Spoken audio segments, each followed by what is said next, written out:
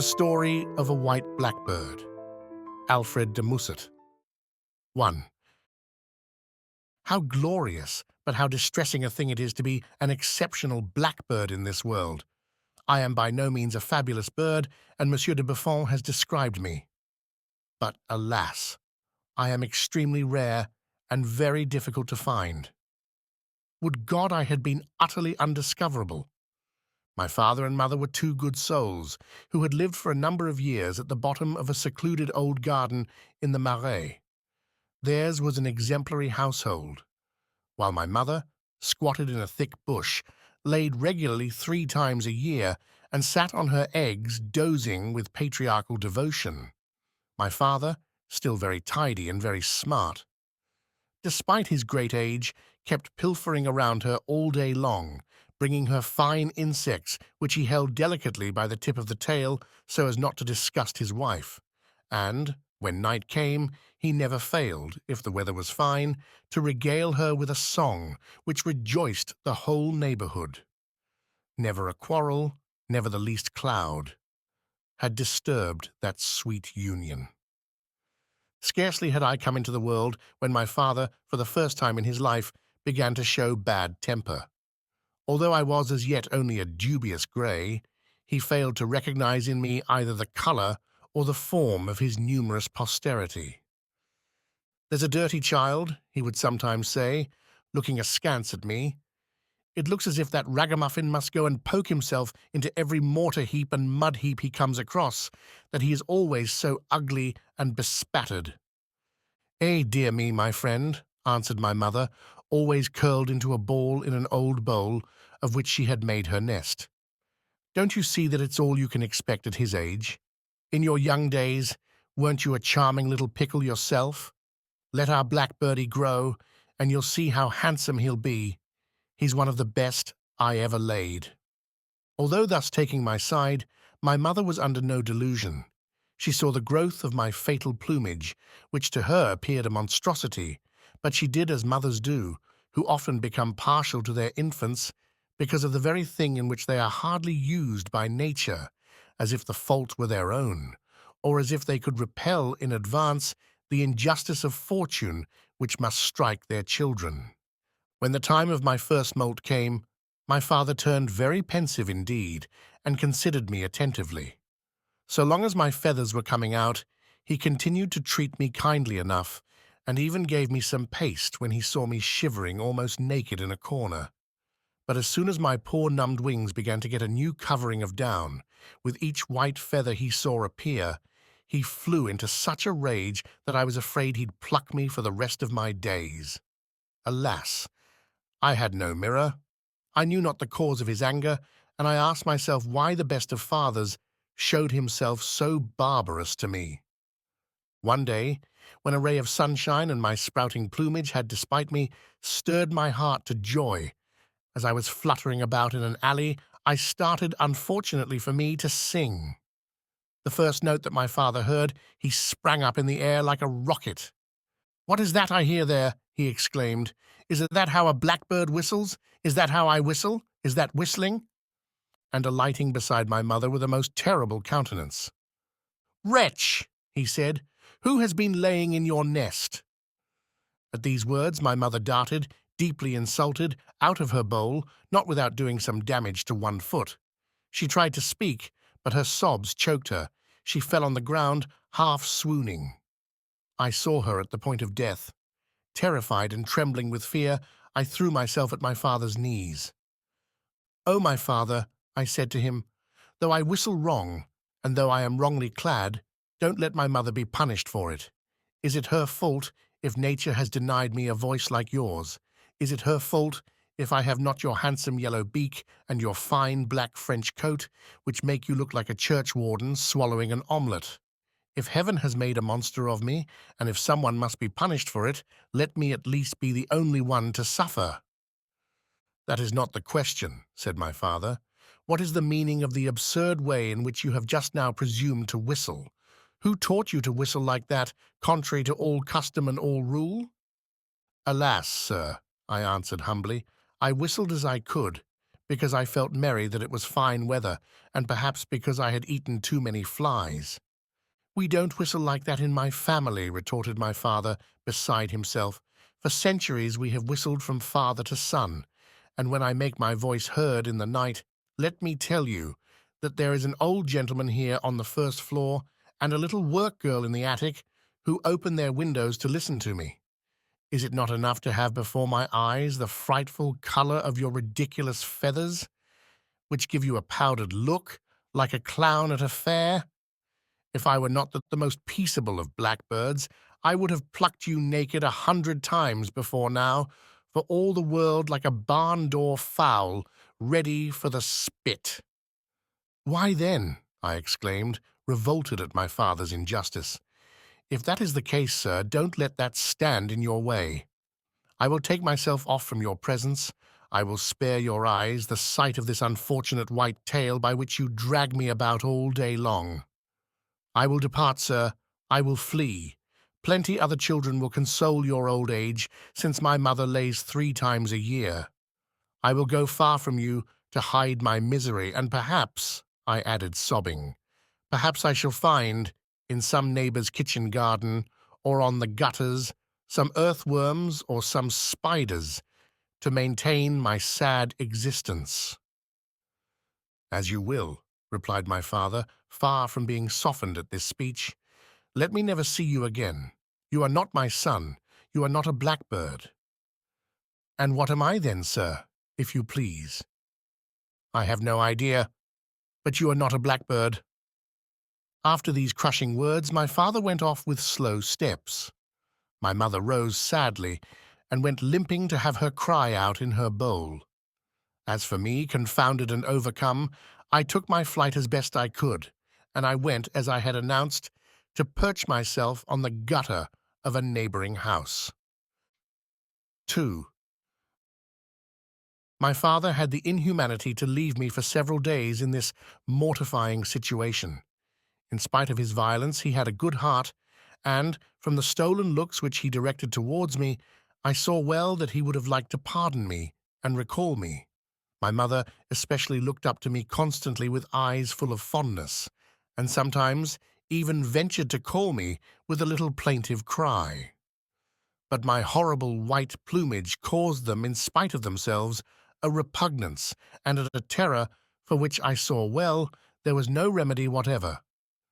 "I am not a blackbird," I repeated, and in fact, when preening myself in the morning and gazing at my reflection in the water of the gutter, I recognized only too clearly how little I resembled my family.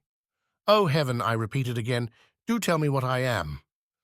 One night, when it was raining in torrents, I was about to go to sleep, worn out by hunger and vexation, when I saw a bird settle beside me, more drenched, more pallid, and more lean than I thought possible. He was about my color, so far as I could judge in the rain which was deluging us. He had scarcely feathers enough on his body to clothe a sparrow, and he was bigger than myself. He seemed to me, at first sight, a poor and necessitous bird indeed, but in spite of the storm which maltreated his almost clean-plucked brow, he preserved an air of pride which charmed me. I modestly made him a profound reverence, to which he responded with a peck of his bill, which all but threw me down off the gutter. Seeing that I scratched my ear and took myself off with compunction, without trying to answer him in his own language.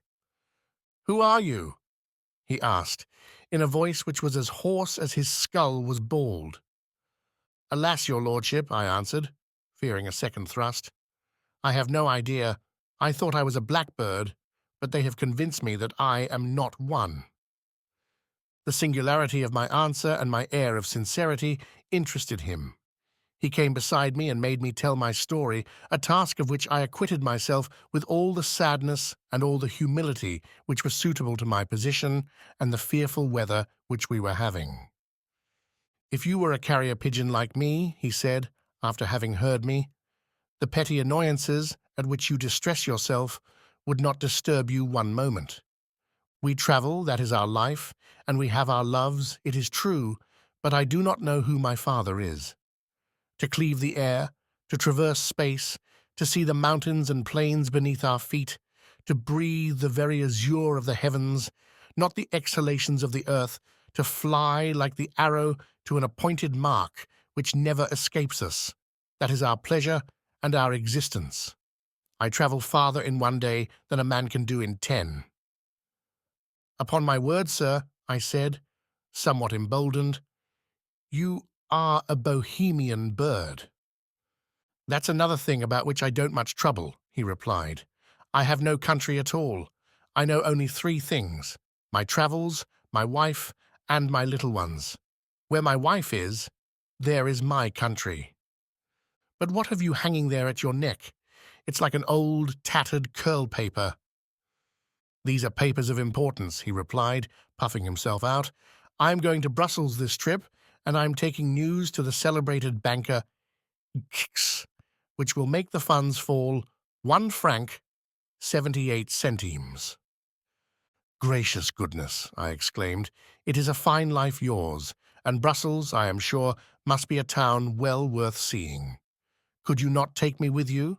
Since I am not a blackbird, I am perhaps a carrier pigeon. If you were one, he replied, you would have returned that peck which I gave you a moment ago. Why, sir, I'll return it to you. Don't let us quarrel over such a trifle. See, the morning is appearing and the storm is subsiding. Pray let me follow you. I am lost. I have nothing left me in the world. If you refuse me, there is nothing for it but to drown myself in this gutter. Very well, then. Go ahead. Follow me if you can. I took a last look at the garden where my mother was sleeping. A tear rolled from my eyes. The wind and rain carried it away. I spread my wings and set out. 3. My wings, I have said, were not very strong yet. While my guide went like the wind, I panted at his side. I kept up for some time, but soon such a violent dizziness seized me that I felt as if I should faint. Is there far to go yet? I asked in a weak voice. No, he answered me. We are at Bourget. We have only 60 leagues to do now. I tried to take fresh courage, not wishing to look like a draggled hen, and flew another quarter of an hour, but, for once, I was done up. Sir, I stammered afresh, couldn't we stop here a moment? I have a horrible thirst, which is torturing me, and if we perched on a tree— Go to the devil, you're a blackbird, answered the carrier pigeon in a rage. And without deigning to turn his head, he continued his journey in high dudgeon. As for me, dazed and blind, I fell into a cornfield. I do not know how long my faint lasted. When I recovered consciousness, the first thing that I remembered was the carrier pigeon's last words. You're only a blackbird, he had told me. Oh, my dear parents, I thought, you were wrong then. I will return to you. You will recognize me as your true and lawful child, and you will restore me my place in that dear little heap of leaves which is below my mother's bowl. I made an effort to rise, but the fatigue of my journey and the pain which I felt from my fall paralyzed all my limbs. Scarcely had I stood up on my feet when the faintness seized me once more, and I fell again on my side. The frightful thought of death was already presenting itself to my mind when, across the cornflowers and poppies, I saw 2 charming persons coming towards me on tiptoe. One was a little magpie, very neatly marked and extremely coquettish, and the other a rose-colored turtle-dove. The turtle halted some paces from me, with an intense air of modesty and of compassion for my misfortune.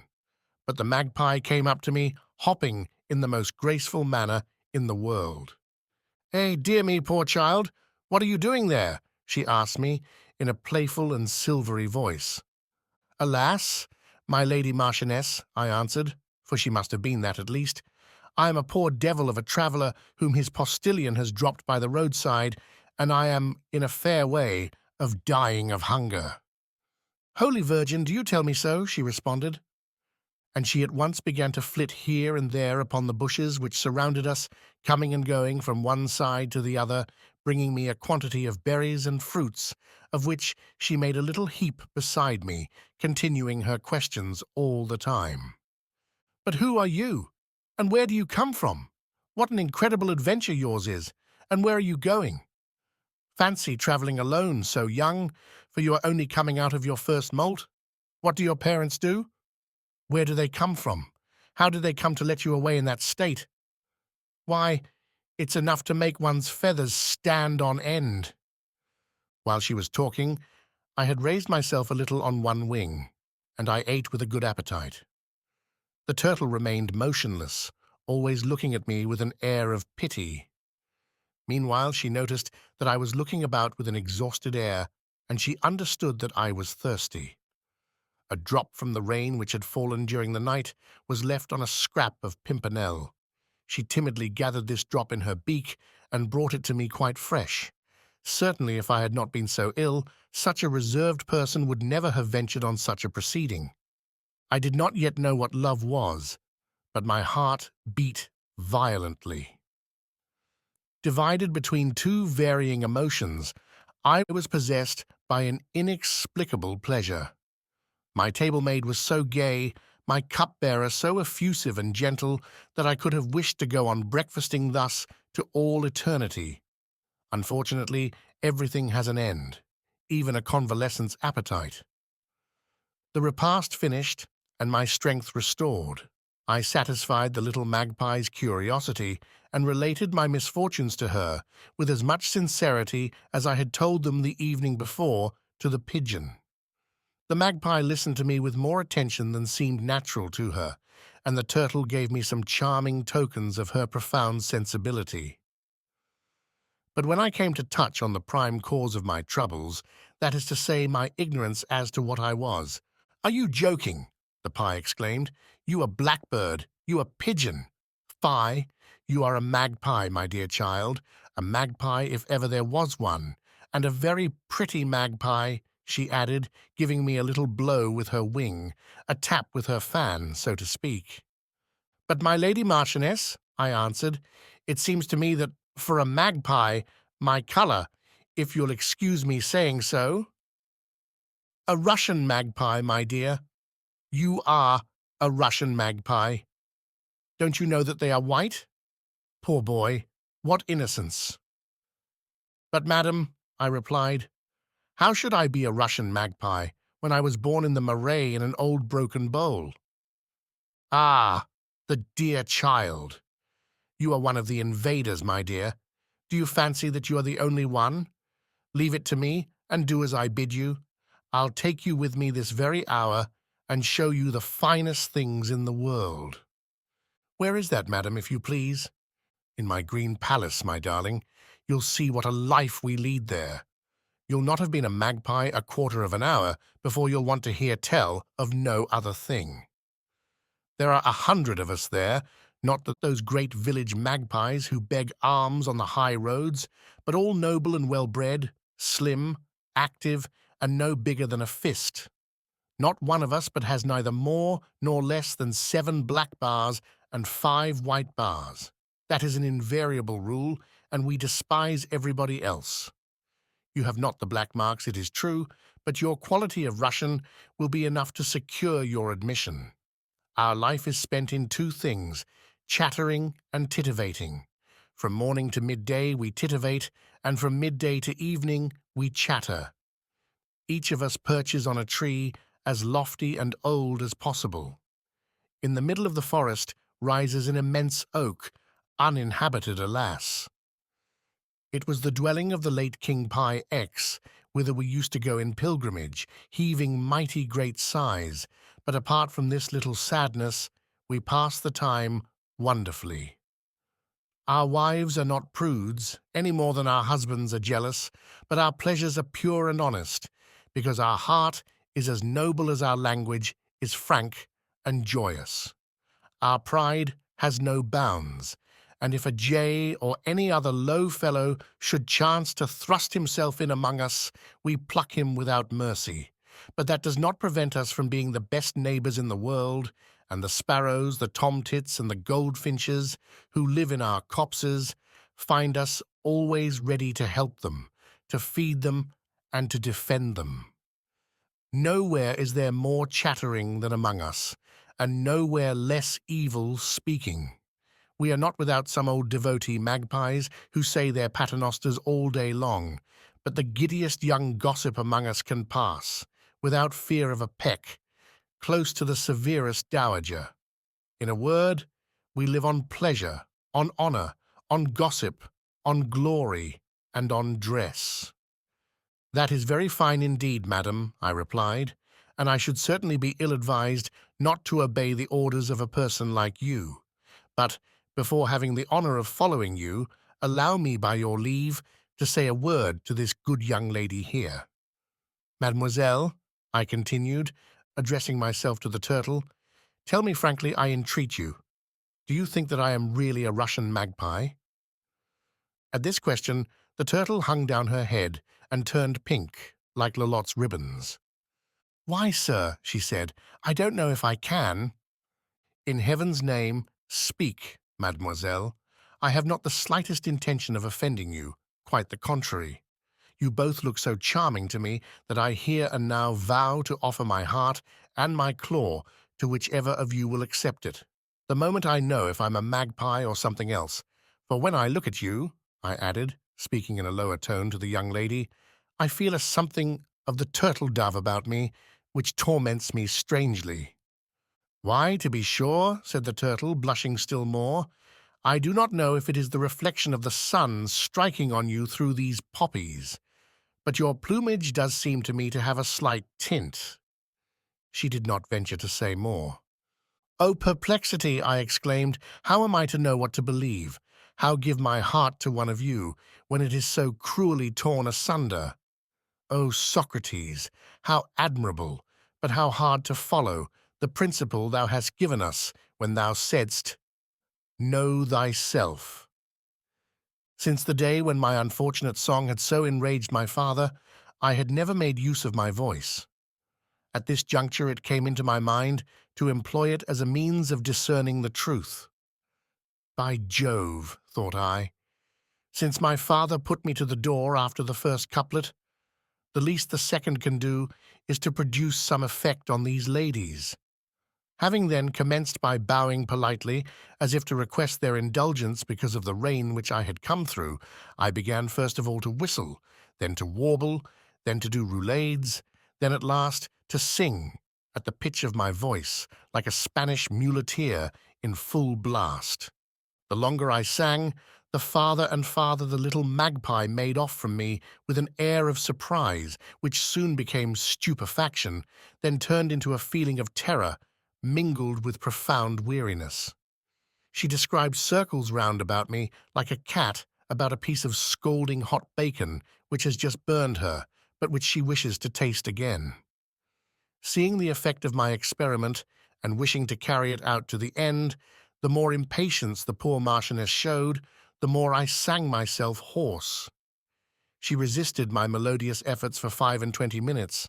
At last, unable to stand them any longer, she flew away noisily and returned to her palace of verdure. As for the turtle, she had been sound asleep almost from the first. Admirable effect of harmony, I reflected. O Marais, O maternal bowl, more than ever my thoughts return to you. At the moment when I was spreading my wings to depart, the turtle reopened her eyes. Adieu, she said. Stranger, so polite and so tiresome, my name is Guruli, remember me.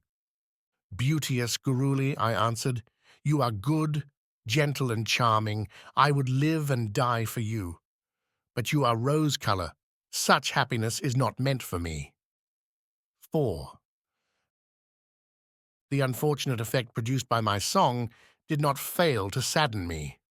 Alas, music! Alas, poesy! I repeated on my way back to Paris. How few hearts there are which comprehend you.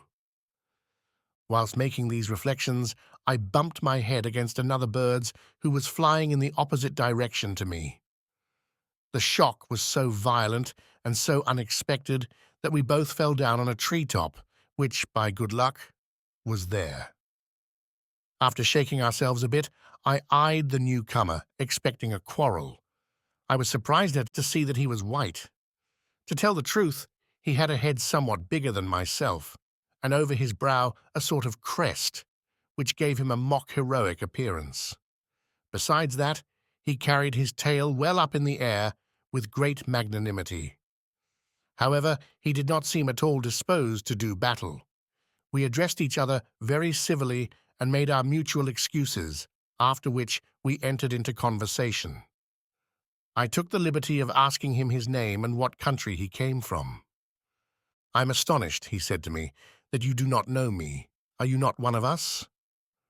"To tell the truth, sir," I answered, "I do not know whom I belong to. Everyone asks me and says the same thing to me. It must be a wager that they have made." "You are joking," he said.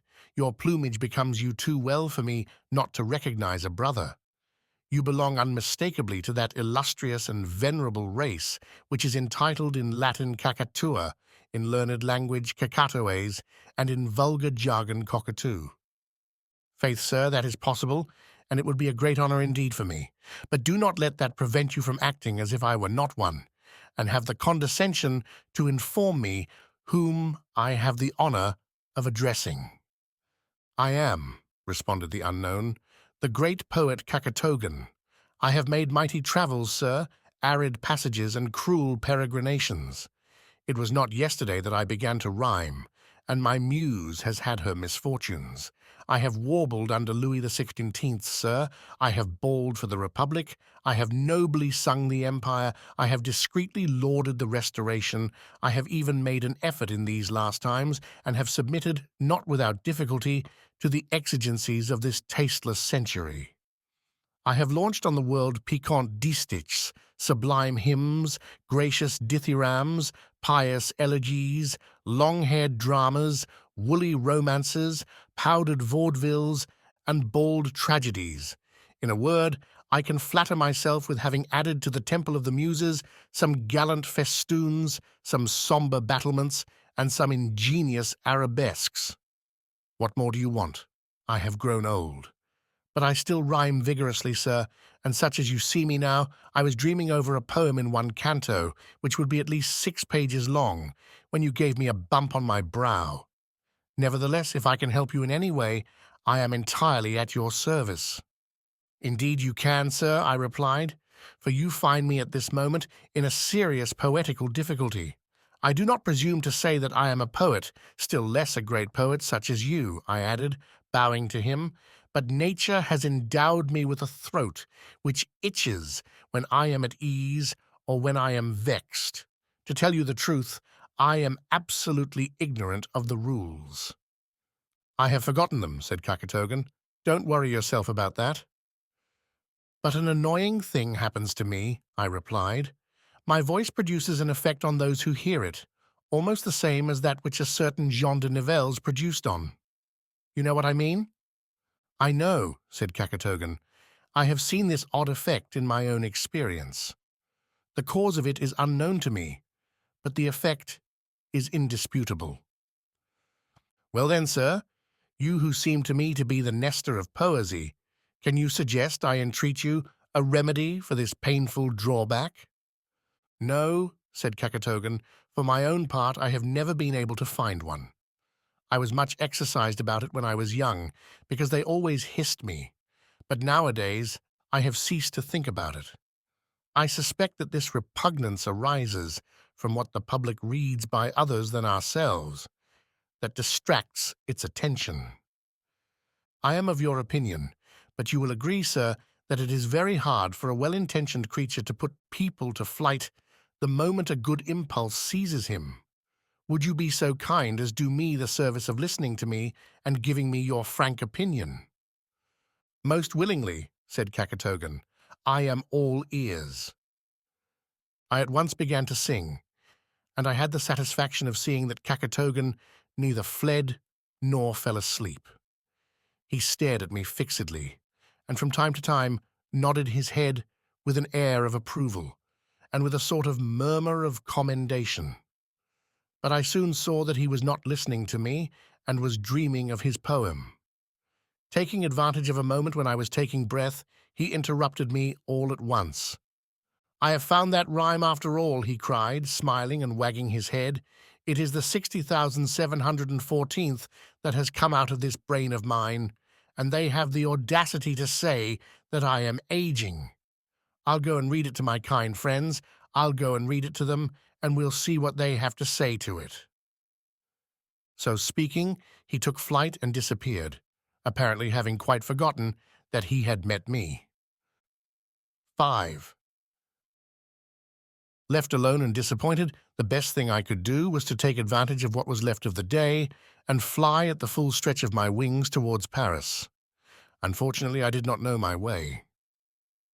My journey with the pigeon had been too agreeable to leave me with any very exact recollection, so instead of going straight on, I turned to the left at Bourget, and, overtaken by the night, was obliged to seek a resting place in the woods of Morfontaine. They were all going to bed when I arrived. The magpies and jays, who, as everyone knows, are the worst bedfellows in the world, were squabbling on every hand. In the bushes, the sparrows were chirruping and treading one upon another. At the water's edge, 2 herons were stalking gravely, perched on their long stilts, in the attitude of meditation, the George Dandins of the place, waiting patiently for their wives. Some enormous crows, half asleep, were settling themselves heavily on the tops of the highest trees and were snuffling their evening prayers. Lower down, the amorous tits were still pursuing one another in the copses, whilst a dishevelled woodpecker was pushing her family from behind to make them go into the hollow of a tree.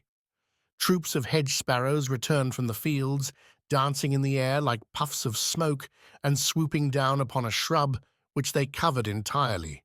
Chaffinches, warblers, redbreasts arranged themselves lightly on detached branches, like the crystals on a chandelier.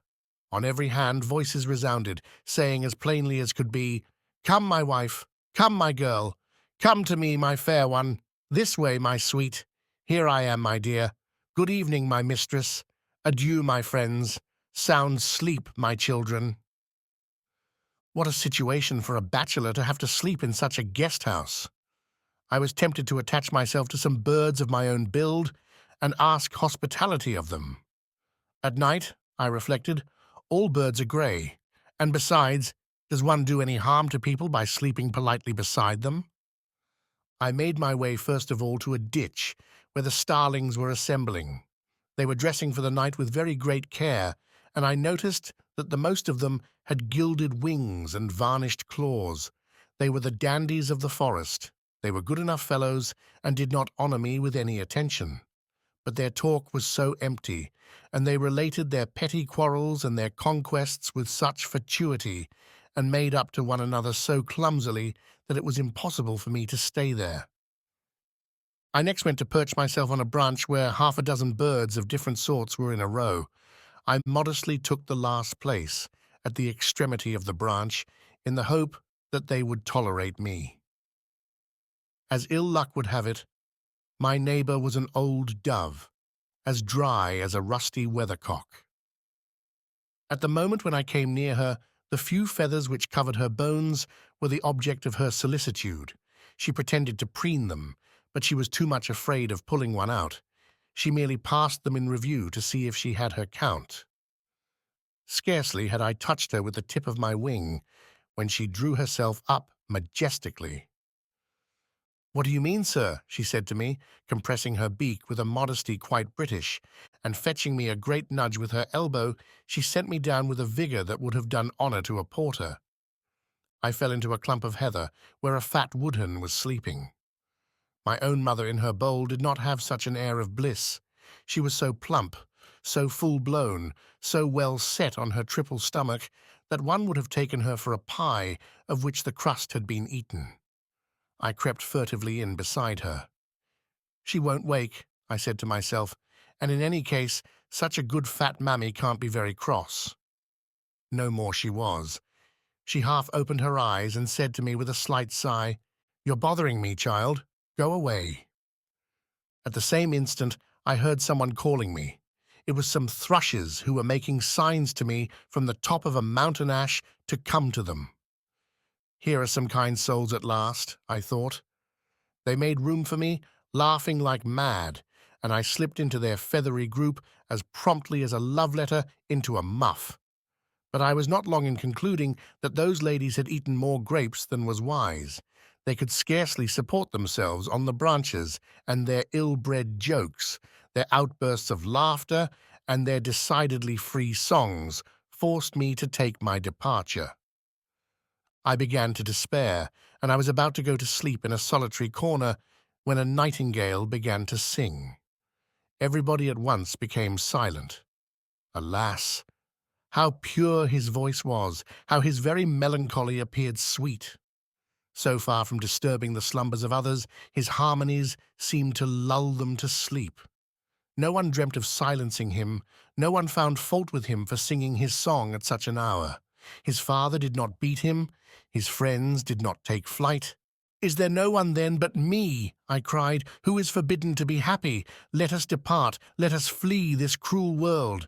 Better to seek my way amid the darkness, at the risk of being devoured by some owl, than to let myself be thus tortured by the sight of others' happiness."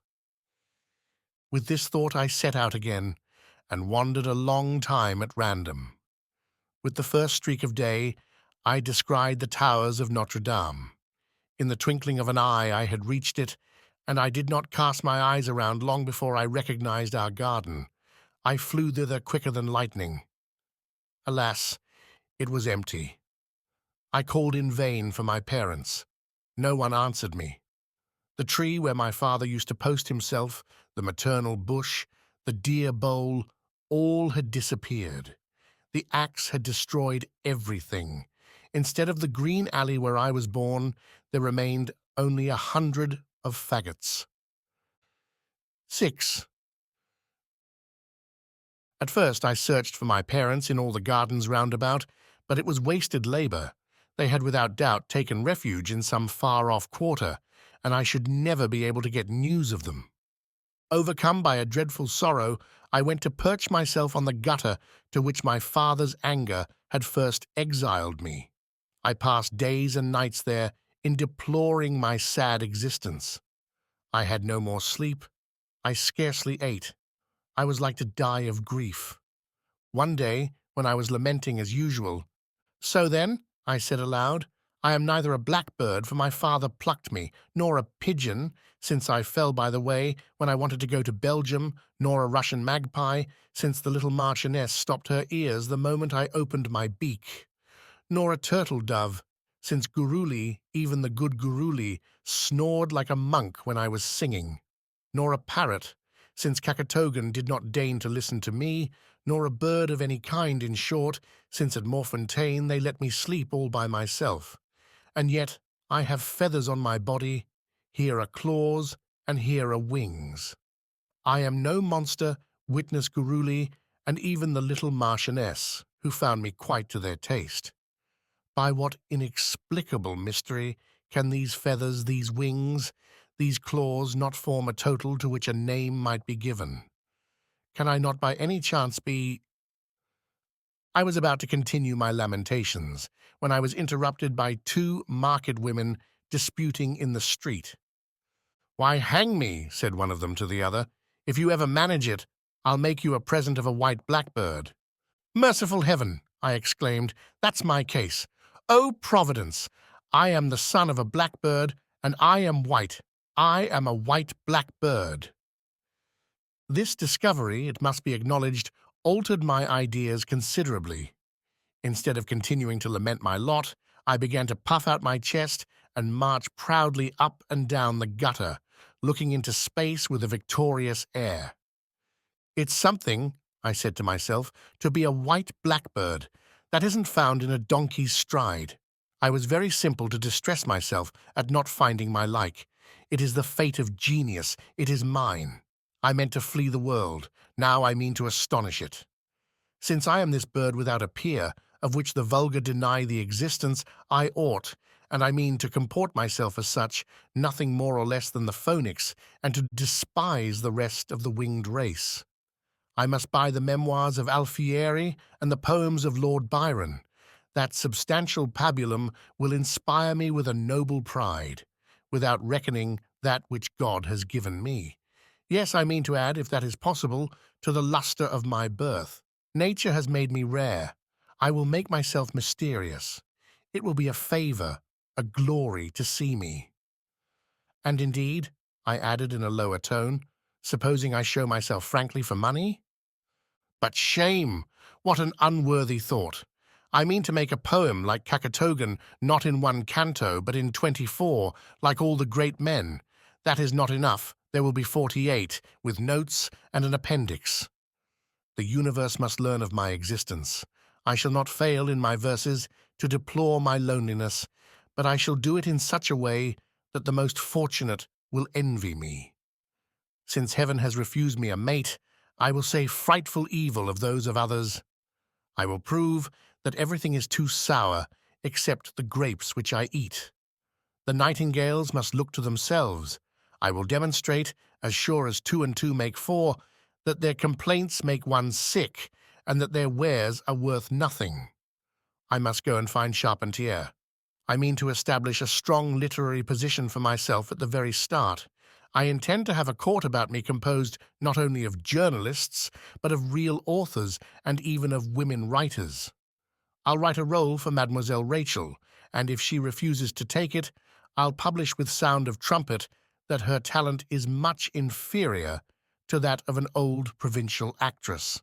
I will go to Venice, and I'll hire on the banks of the Grand Canal, in the heart of that fairy city, the beautiful Mocenigo Palace, which costs 4 livres 10 sous a day. There I will inspire myself with all the souvenirs which the author of Lara must have left in it.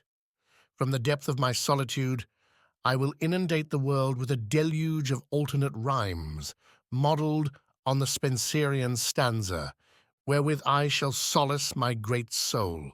I shall make all the tomtits sigh, all the turtles coo, all the woodcocks dissolve in tears, and all the old screech-owls screech. But, as regards my own person, I will prove inexorable and inaccessible to love. In vain will they press me, supplicate me to have pity on the unfortunates whom my sublime songs have led astray. To all that I will answer for, O superabundance of glory. My manuscripts will sell for their weight in gold, my books will traverse the seas, renown, fortune will attend me everywhere. I alone shall seem indifferent to the murmurs of the crowd which will surround me. In one word, I will be a perfect white blackbird, a veritable eccentric author, feted, petted, admired, envied, but utterly surly and insupportable. 7. It did not take me more than 6 weeks to give my first work to the world. It was, as I had promised myself, a poem in 48 cantos. True, there were some negligences in it, owing to the prodigious fecundity with which I had written it. But I reckon that the public of today, accustomed as it is to the elegant literature at the foot of the newspapers, would not reproach me with them. I had a success worthy of myself, that is to say, without its like. The subject of my work was nothing else than myself. In this respect, I conformed to the height of fashion of our day. I related my past sufferings with a charming fatuity. I informed the reader of 1,000 domestic details of the most piquant interest. The description of my mother's bowl filled no less than 14 cantos. I counted its grooves, its holes, its lumps, its chips, its splinters, its nails, its stains, its different colors, its reflections. I showed its inside, its outside, its edges, its bottom, its sides, its inclined planes, and its level planes. Passing to its contents, I gave studies of the tufts of grass, the straws, the dried leaves, the little scraps of wood, the pebbles, the drops of water, the remains of flies, the broken cockchafer's legs, which were to be found there. It was a ravishing description. But do not imagine that I had it printed all in a piece. There are impertinent readers who would have skipped it. I had cleverly cut it into pieces and worked it into the narrative in such a fashion that none of it was lost, so that at the most interesting and most dramatic moment, all of a sudden there came 15 pages of bowl. There, in my opinion, is one of the great secrets of the art, and, as there is not the least trace of avarice about me, anyone who likes may profit by it. All Europe was in a stir at the appearance of my book. It devoured the intimate revelations which I condescended to communicate to it. How could it have been otherwise? Not only did I enumerate all the facts relative to my person, but I also gave the public a complete picture of all the moonshine that I had passed through my head since the age of 2 months. I had even intercalated, in the best place, an ode composed by me in the egg. At the same time, it is needless to say that I did not neglect, in passing, to discuss the great subject which is occupying the world so much nowadays, to wit, the future of the human race. This problem had struck me as interesting. In a leisure moment, I had sketched a solution of it, which passed generally for satisfying. Every day, people sent me compliments in verse, letters of congratulation, and anonymous declarations of love. As for visits, I adhered rigorously to the plan which I had traced for myself. My door was shut to everyone. Still, I could not debar myself from seeing two strangers who announced themselves as relations of mine. One was a blackbird from Senegal, and the other a blackbird from China. "Ah, sir," they said to me, embracing me like to choke me, "what a great blackbird you are! How well you have depicted in your immortal poem the deep-seated suffering of misunderstood genius. If we were not as unappreciated as possible already, we should become so after having read you. How we sympathize with your griefs, with your sublime contempt of the vulgar. We also, sir, we know from our own experience the secret pains which you have sung. Here are 2 sonnets which we have composed, such as they are, and which we beg you to accept." "Here also," said the Chinese, "is some music which my wife has composed on a passage in your preface. It expresses the author's intention most wonderfully."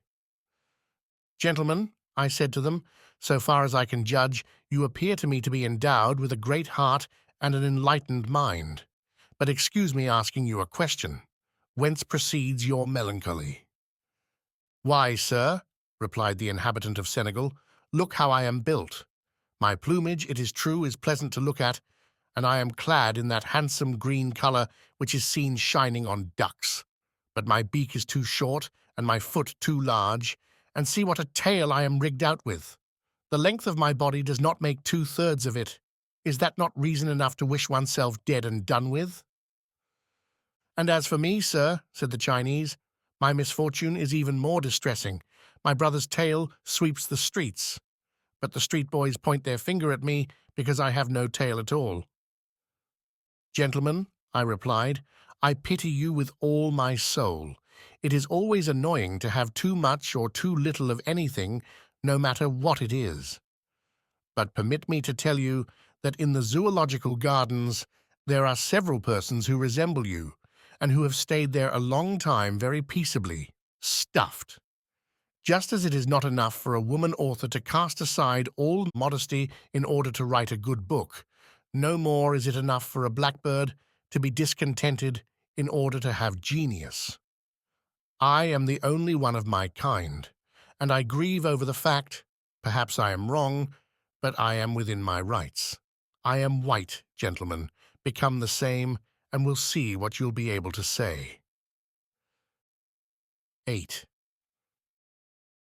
In spite of the resolution which I had formed and the calm which I had affected, I was not happy. My isolation, though glorious, did not seem to me less painful, and I could not reflect without dread on the necessity, under which I found myself, of passing all my life in celibacy. The return of spring, in particular, caused me mortal discomfort, and I was beginning to relapse into my old melancholy when an unforeseen circumstance decided my whole life. It need hardly be said that my writings had crossed the Channel, and that the English made a run upon them. The English make a run upon everything except the things they understand. One day I received a letter from London, signed by a young lady Blackbird. "I have read your poem," she said to me, "and the admiration which I felt has caused me to form the resolution of offering you my hand and my person. God has created us for each other.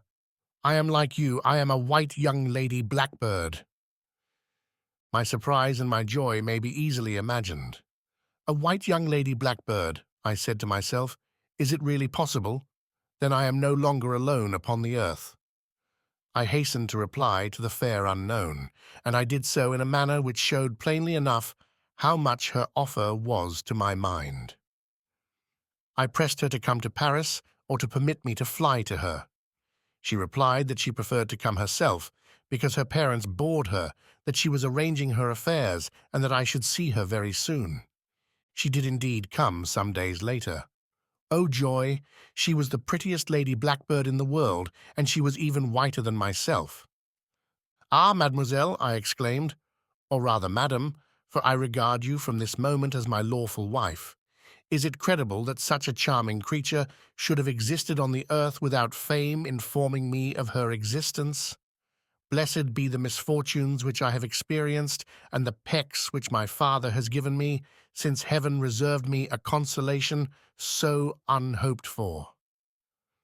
Until this day, I thought myself condemned to an eternal solitude, and, to speak frankly to you, it was a heavy burden to bear. But when I see you, I feel within me all the qualities of a father of a family.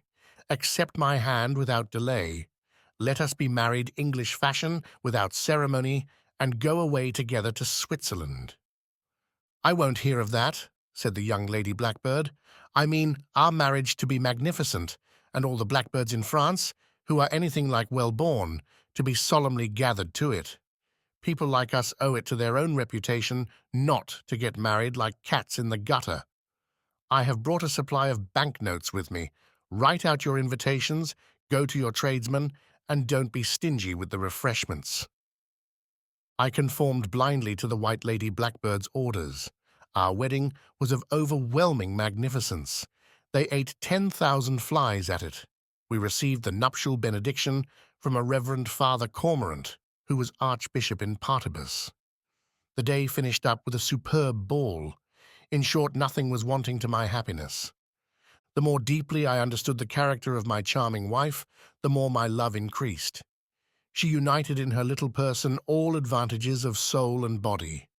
Her only fault was that she was somewhat straight-laced, but I attributed this to the influence of the English fogs in which she had lived hitherto, and I had no doubt that the climate of France would soon dissipate this slight cloud. A thing which disquieted me more seriously was a sort of mystery, in which she sometimes wrapped herself with singular strictness, locking herself in with her ladies' maids, and so passing hours together at her toilette, as she pretended. Husbands do not much like such whims in their households. A score of times it happened that I knocked at my wife's apartments without getting the door opened. This vexed me cruelly. One day I insisted with so much ill temper that she found herself obliged to accede and open to me for a moment, not without complaining bitterly of my importunity. I noticed on entering a great bottle full of a sort of paste made with flour and Spanish whiting. I asked my wife what she did with that concoction, and she replied that it was a soothing application for some chilblains that she had. This soothing application seemed to me just a little suspicious, but what distrust could be excited in me by a person so gentle and discreet, who had surrendered herself to me with such enthusiasm and such perfect sincerity? I did not know at first that my well-beloved was a woman of the pen. She made the avowal in course of time, and she even went so far as to show me the manuscript of a novel in which she had imitated at one and the same time Walter Scott and Scarron. I leave you to imagine the agreeable surprise which such a discovery caused me.